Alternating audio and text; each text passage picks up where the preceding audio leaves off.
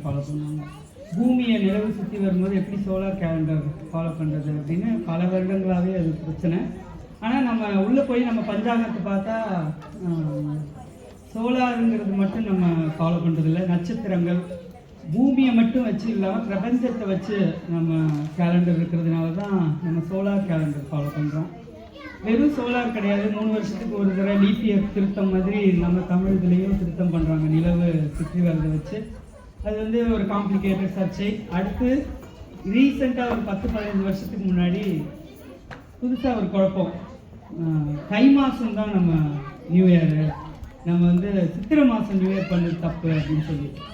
இது என்னடா புது குழப்பம், ரொம்ப வருஷமாக நம்ம சித்திரையில் தானே புத்தாண்டு கொண்டாடுறோம், இது என்ன புது பிரச்சனை அப்படின்னா, அதுக்கப்புறம் இந்த இலக்கியத்தெல்லாம் எடுத்து பார்த்தா புறநானூறு, அகநானூறு, நக்கீரர் இலக்கியத்துல எல்லாம் சான்று இருந்தது. சரி பரவாயில்ல அப்படின்னு சொல்லி சித்திரையிலே கொண்டாட ஆரம்பித்தோம். ஆனால் வரலாறு அப்படிங்கிறது தான் எப்பயுமே நமக்கு உண்மையை சொல்லும். நம்ம வரலாறு என்னன்னு போய் பார்த்தோம்னா அது என்ன சொல்லுதுன்னா, ஏன் நம்ம சித்திரையை கொண்டாடுறோம், சித்திரை மாதம் முழுவதும் கொண்டாடுறோம் ஏன் அப்படின்னு சொல்லி பார்த்தோம்னா, வரலாறுல படி நம்ம விவசாயிகள் தமிழர்கள் வந்து 70% வந்து விவசாயிகள். எப்பயுமே விவசாயம் பண்ணுறது முப்போகம் 3 times அரிசி போடுறது. அரிசின்னு பார்த்தா தஞ்சாவூர், புதுக்கோட்டை, அந்த பக்கம் சிதம்பரம், கடலூர் வரைக்கும், சென்னை வரைக்கும் எல்லாரும் அரிசி தான். ஆனால் அந்த குமரி மாவட்டம், வறட்சி உள்ள சேலம், அந்த மாதிரி மதுரை, அந்த மாவட்டத்துல எல்லாம் பஞ்சு அந்த மாதிரி போடுவாங்க. ஆனால் இந்த சைடு பார்த்தீங்கன்னா எல்லாரும் அரிசி போடுவாங்க. அரிசி 3 முறை போடுவாங்க. அது அரிசி வந்து தை மாதத்தில் ஹார்வெஸ்ட் பண்ணுவோம். ஆனால் தை மாதத்தில் ஹார்வெஸ்ட் பண்ணுறது ஆகஸ்ட் மாதம் போட்டு, அதாவது ஆடி மாதத்தில் தண்ணி வரும், ஆற்றுல தண்ணி வரும், அப்போ போட்டு அதை வந்து ஹார்வெஸ்ட் பண்ணுவோம். அதுதான் தை மாதம். அதில் என்ன ஒரு ஸ்பெஷல்னா, தமிழருக்குன்னு ஒரு 9 விதமான அரிசி இருக்குது. அதை தான் ஆகஸ்ட் மாதம் போடுவாங்க. இந்த மாதிரி கருப்பு அரிசி, சிவப்பு அரிசி, அது நிறைய கேள்விப்பட்டிருப்பீங்க. மாப்பிள்ளை சம்பா, நிறைய பல விதமான சம்பா, 9 விதமான அரிசி. அது வந்து விளையிறதுக்கு 120 to 150 நாள் ஆகுமா. அதனால தான் ஆகஸ்டில் போட்டு ஜனவரி தை மாதம் வரைக்கும் வெயிட் பண்ணி போடணும். ஆனால் அந்த அரிசியை விற்க மாட்டாங்க. அது வந்து குடும்பத்துக்கு மட்டும்தான். ஏன்னா ரிச் ஆன்டி ஆக்சிடென்ட், அதுக்கப்புறம் லோ ஜிஐ அரிசி, அது மாதிரி ரொம்ப ரிச் நல்ல அரிசி, அதை விற்க மாட்டாங்க. அதை வச்சுக்குவாங்க குடும்பத்தில், அந்த குருதில் போட்டு வச்சுக்குவாங்க. அதை ஸ்டோரேஜ் பண்ணுவாங்க. ஏன்னா புது அரிசி சாப்பிட்டு நல்லா இருக்காது, நம்ம குழம்பெல்லாம் ஊற்றி சாப்பிட்றதுக்கு பழைய அரிசி தான் நல்லாயிருக்கும். அதனால ஸ்டோரேஜில் வச்சுருவாங்க. ஆனால் அதுக்கப்புறம் வந்து பூமி அப்படியே சும்மா விட முடியாதுல்ல, உழைக்கணும்ல, காசு வேணும் மற்றதெல்லாம் வாங்குறதுக்கு. அதனால இந்த தை மாதத்தில் ஒரு விதையை போட்டு இந்த சித்திரை மாதத்தில் ஹார்வெஸ்ட் பண்ணுவாங்க. அது வந்து ரொம்ப குவிக், விதையை போடுவாங்க. அப்புறம் வந்து பீட்ஸ் எடுக்கணும், அந்த மாதிரின்னு ஒரு பிஸியான ஒரு 2 months. ரொம்ப டயர்டாக இருப்பாங்க விவசாயிகள்லாம், ரொம்ப டயர்டாக இருப்பாங்க. அது மட்டும் இல்லை, இப்போ வந்து இதை அறுத்து ஹார்வெஸ்ட் பண்ணிவிட்டு உடனடியாக போடணும், விதையை போடணும். விதையை போடலைன்னா திரும்ப நமக்கு வந்து அந்த ஆடி தண்ணியை யூஸ் பண்ண முடியாது. அதனால் இந்த மொத்த சித்திரை மாதமும் ரொம்ப பிஸியான மாதம்.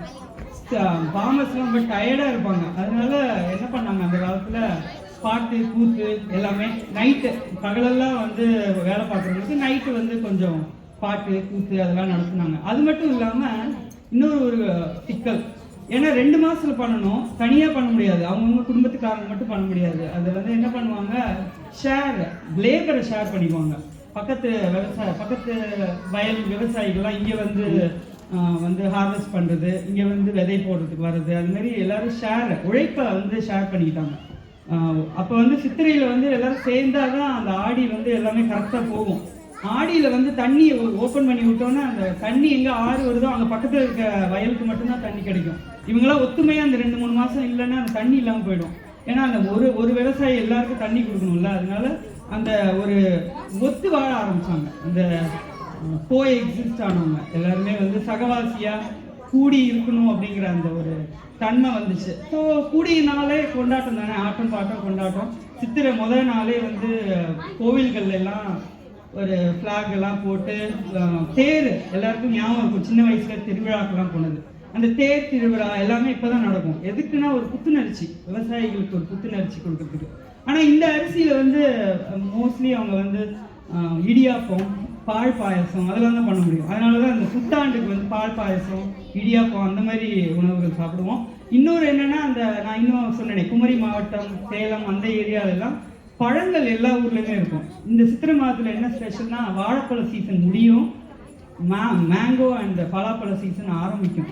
இது 3 முக்கணிகள், தமிழரோட முக்கணி கிடைக்கிற இதே இந்த மாதம் மட்டும்தான் கிடைக்கும், மற்ற எல்லா மாதமும் கிடைக்காது. அதனால காலையில் அந்த நியூ இயர் அன்னைக்கு எந்திரிச்சு காலையில் முதல்ல அந்த முக்கணியை பார்க்குறது அந்த சைடு சதர்ன் டிஸ்ட்ரிக்ட்லாம் ஒரு வழக்கம். இது மாதிரி நம்மளோட வரலாறு வந்து விவசாயம், நம்ம என்ன வேலை செஞ்சோம் அதை சொல்லி தான் வருது.